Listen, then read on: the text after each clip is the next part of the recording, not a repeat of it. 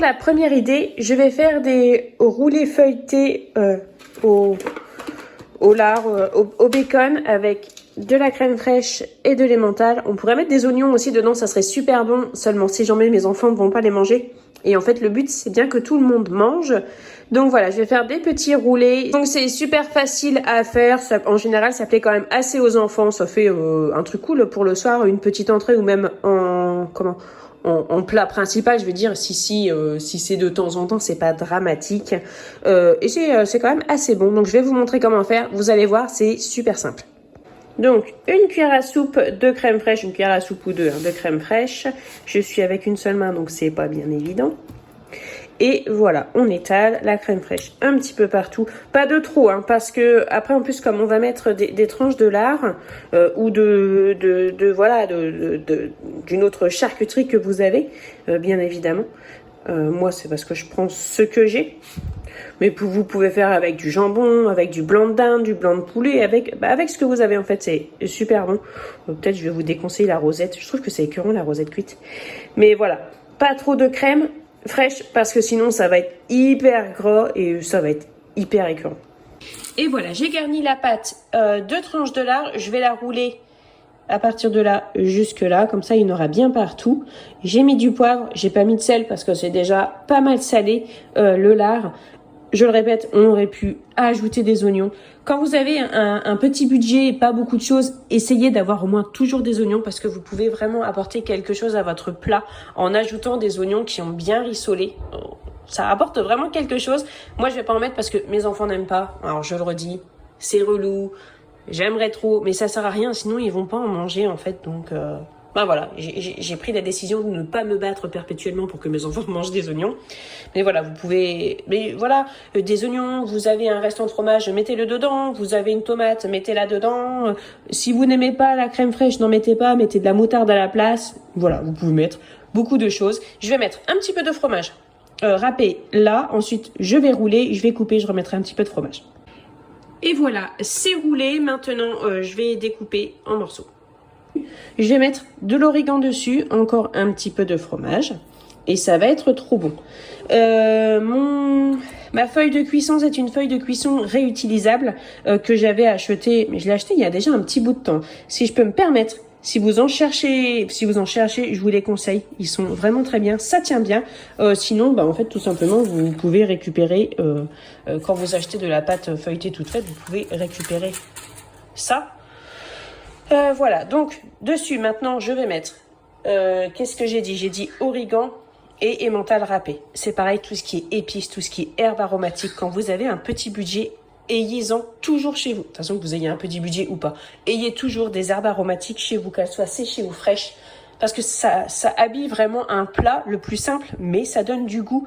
Parce qu'en fait, le problème, quand on cuisine simplement, c'est vite de se retrouver avec un plat fade si on oublie tout ce qui est épices, tout ce qui est aromatique, tout ce qui est oignons, échalotes. Voilà.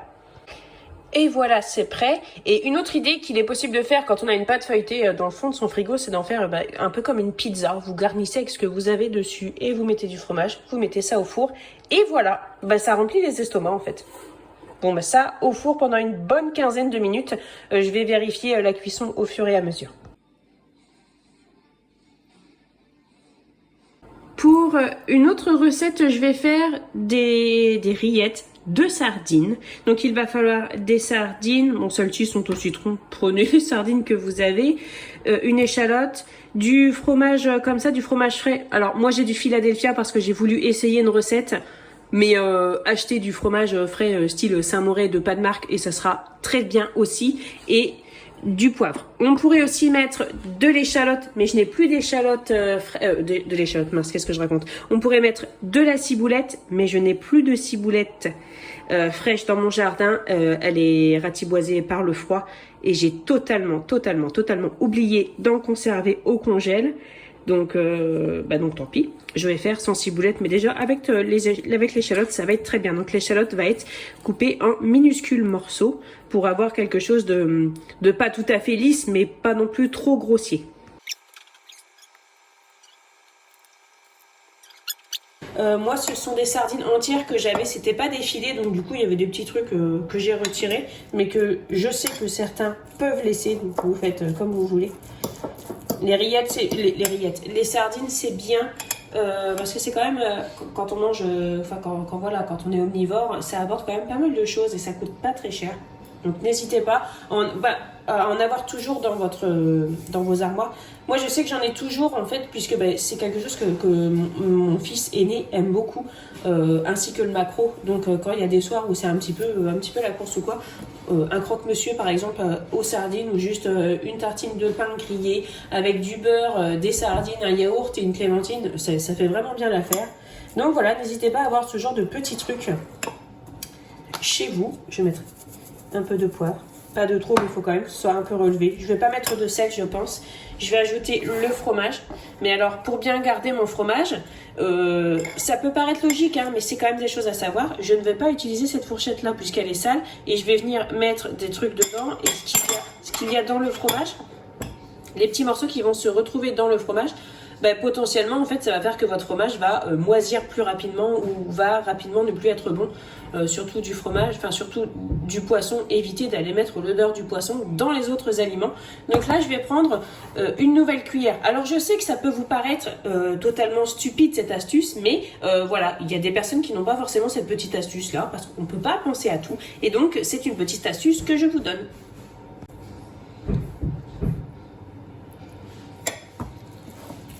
Et voilà, je vais mélanger un peu comme ça. Je peux encore en ajouter allègrement. Et donc vous voyez, je prends ma cuillère de fromage, hop, et je fais en sorte de ne pas toucher la cuillère, comme ça je peux la remettre dedans sans salir.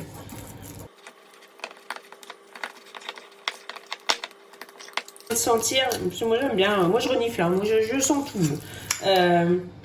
Ça sent super bon. Et en plus, ce sont des sardines au citron, donc c'est très aromatisé, c'est super bon. Et donc, je vais mettre un petit peu d'échalote coupée finement.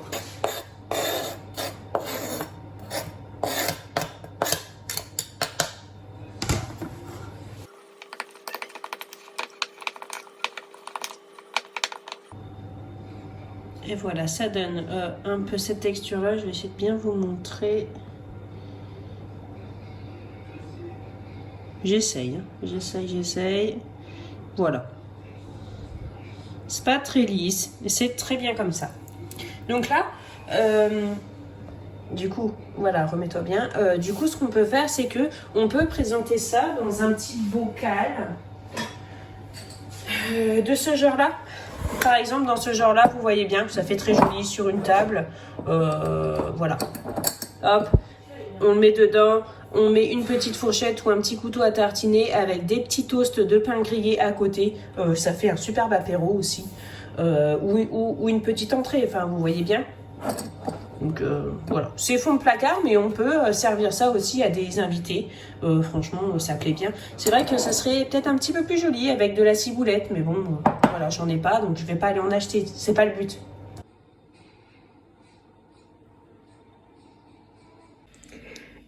Les pâtes à la fin du mois, même comme au début du mois, tout le monde connaît. Mais on va quand même essayer de pimper ça de façon à ce que ce soit un petit peu moins routinier.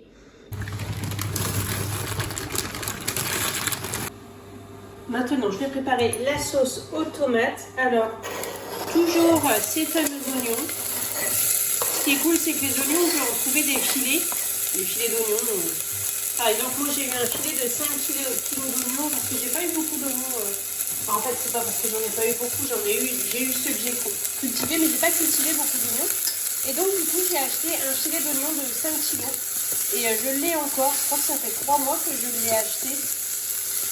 3 ou 4 mois, oui, je l'ai mis dans mon garage, au frais, à l'abri de la lumière. Ça se garde très bien. Et j'ai payé ça 1,50 €, je crois. Donc là, je vais bien faire revenir les oignons. Donc pas sur un feu très fort pour pas que ça carbonise. Et je mélange assez régulièrement. Pour que les oignons rissolent bien, ça donnera un petit peu plus de goût.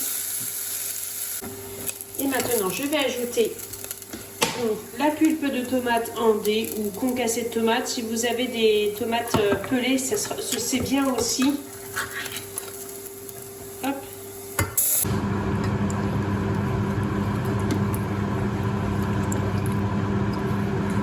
Voilà, donc je mets pas trop fort la plaque parce que sinon ça fait des grosses projections. La sauce tomate a vraiment tendance à bouillir rapidement. Donc non seulement ça salit, mais en plus ça peut brûler. Et même là, je vais la baisser à 2 parce que ça bouillonne. Mais oui. Ah!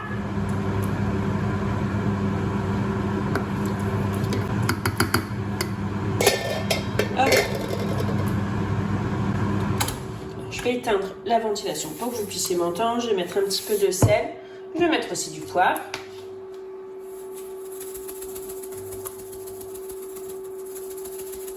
On peut mettre aussi du basilic, une herbe qu'on aime bien. Perso, moi l'herbe ici que j'aime, c'est vraiment l'origan. J'adore ça. Je vais en mettre gaiement. Et je vais mettre dedans du parmesan. Parce que j'ai toujours du parmesan dans mon frigo désormais. Je trouve que ça habille vraiment un plat aussi. Donc j'ai toujours un triangle de parmesan que je râpe au fur et à mesure. Ça se garde très très longtemps. Je le garde dans un petit sac en silicone. Alors attendez, il est là. Hop. Voilà, donc je le garde là. Je l'ai acheté à la fin du mois dernier. Voilà. Donc ça sert assez longtemps. Bon, alors c'est sûr que ça a un prix quand même quand on l'achète. Ça a un prix. Moi je crois que j'ai payé 3,50 € ou 4 € et encore c'est dans vraiment... C'est la marque du magasin. Ça peut paraître un peu cher mais néanmoins ça reste longtemps. Ça reste longtemps parce qu'on n'en met pas beaucoup. Et donc voilà, je me sers de ma petite râpe comme ça et je vais en mettre dans la sauce. On pourrait mettre aussi des morceaux d'olive. Bon, moi je n'en ai pas et ma famille n'en est pas fan non plus, mais on pourrait mettre des morceaux d'olive. On pourrait mettre aussi des lardons revenus dedans. Mais moi je vais juste faire comme ça, tout simplement. Après c'est selon vos goûts. Hop. Voilà. Ce qui est important en fait, c'est de ranger rapidement le parmesan. Là je viens de m'en servir, je vais mélanger ça. Oh là là, ça sent tellement bon. Je mélange bien, je referme aussitôt, hop, et ça je vais le ranger tout de suite. Plus vite c'est rangé au frigo, plus longtemps ça va se garder.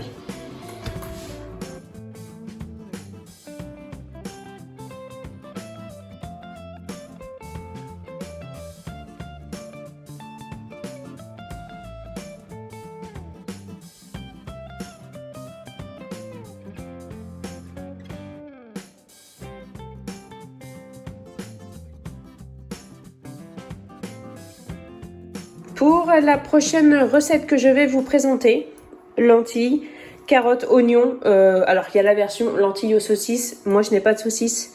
Je n'ai pas de saucisses. C'est tout à fait probable que j'ai des saucisses Montbéliard ou des saucisses de Toulouse dans mon congèle à la fin du mois. Mais là j'en ai pas, donc je vais vraiment faire sans. Et je vais mettre des lardons parce que j'ai un petit peu de lardons, donc ça je vais en mettre quand même. Si je peux me permettre de vous conseiller de toujours avoir des lentilles chez vous. Parce que ça vous sauve en fait en cas de dèche à la fin du mois. Les lentilles, c'est riche en fer, riche en protéines, riche en fibres. C'est vraiment une légumineuse qui apporte beaucoup. On peut la manger comme ça en salade, en potée, donc avec les carottes, les oignons et les lardons, en soupe. C'est vraiment un légume que je vous conseille. Et donc on va cuire ça tout de suite. C'est rapide à préparer, un petit peu long à cuire, sauf si on a une mijoteuse ou une cocotte minute. Mais voilà, ça je crois que je vous l'ai déjà montré sur ma chaîne sans doute. Mais vraiment, voilà, les lentilles aux carottes, c'est une recette qu'on peut faire à la fin du mois. Surtout à cette période-là, moi j'ai toujours des carottes dans mon frigo, dans le bac à légumes, sur un torchon. Vous voyez, je les ai achetées il y a une dizaine de jours. Et elles sont encore très bien, elles n'ont pas ramolli, rien du tout. Et ça, c'est des oignons que j'ai, qui m'ont servi tout à l'heure et que j'ai mis au frigo pour les conserver dans une boîte comme ça. Comme ça, mon frigo n'empeste pas l'oignon, c'est pas toujours agréable et ça reste très longtemps. Ça reste frais très longtemps, voilà.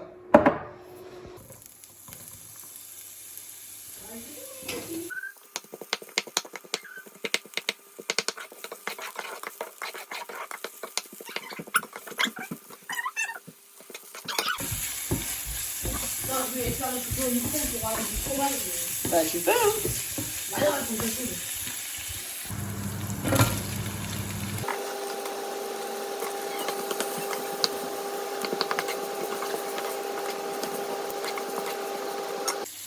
Et maintenant, j'ajoute les lentilles que j'ai rincées. Elles n'ont pas trempé, mais je les ai rincées.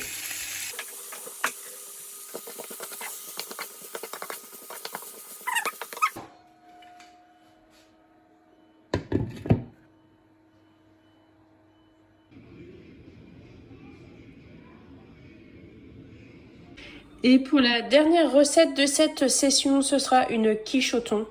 Parce que j'ai une pâte brisée toute faite. Sinon, une pâte brisée, vous pouvez en faire une avec de la farine, du beurre, du sel. Il y a plein de recettes sur Internet. Est-ce que j'en ai pas une sur mon site aussi? Je crois bien que si aussi. La meuf vachement au courant de ce qui se passe sur son site. C'est moi qui le gère, hein. Je veux dire, c'est pas quelqu'un qui le fait pour moi, mais je sais plus. Peut-être bien que oui, hein, peut-être bien que oui. Je vous mettrai le lien dans la barre de description, c'est tel est le cas, mais je crois que pour la quiche, la quiche au lard et au fromage, je crois que j'avais mis la recette. Trêve de bavardage. Je vais faire donc une quiche au thon fond de moutarde. Nous, on adore ça. Et on aime bien mettre des tomates, des rondelles de tomates sur le dessus. Mais j'en ai plus. Et quand j'ai demandé à mon mari si ça lui tentait de manger de la quiche au thon pour demain sur son chantier, il m'a dit, est-ce qu'il y aura des tomates dedans? Et je lui ai dit non. Il a dit, d'accord. Mais voilà, c'est fond placard, hein, monsieur, c'est fond placard. Donc, ben voilà, il y aura pas de tomates dans la quiche. Voilà. Bon, moi, je suis pas une grande fan de quiche au thon. Néanmoins, je vais en manger quand même parce qu'il faut manger ce qu'il y a. Mais c'est pas... Enfin, j'aime bien avec une salade, mais j'aime bien... Voilà, je préfère au lard, quoi.